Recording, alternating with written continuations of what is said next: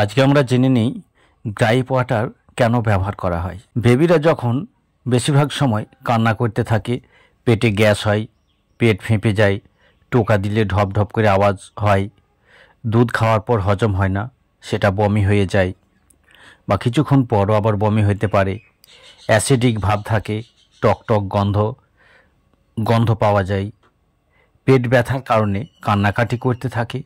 আসল কারণ খুঁজে পাওয়া যায় না, কিন্তু প্রধান কারণ হচ্ছে পেটের এই ব্যথা যন্ত্রণার জন্যই বেবিরা কাঁদতে থাকে। তাৎক্ষণিক উপশম দেওয়ার জন্য এই গ্রাইপ ওয়াটার খুবই ভালো কাজ দিয়ে থাকে। মেডিসিনে কোনো অ্যালকোহল মেশানো নেই। এটি 130 ml বোতল, এটির দাম 60 টাকা। আমরা এবার জেনে নেব এর ডোজের পরিমাণ।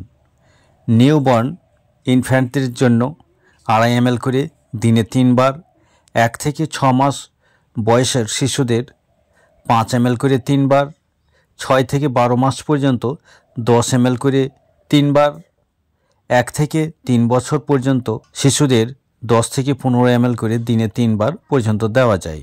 যেসব শিশুদের বেশিরভাগ সময় গ্যাস হয়, বেশিরভাগ সময় কান্নাকাটি করতে থাকে, পেটের সমস্যাতেই বদ হজম হয়, দুধ খেলে কিছুক্ষণ পর বমি হয়ে যায়, এইসব বিভিন্ন সমস্যায় এই গ্রাইপ ওয়াটারের খাওয়াবেন।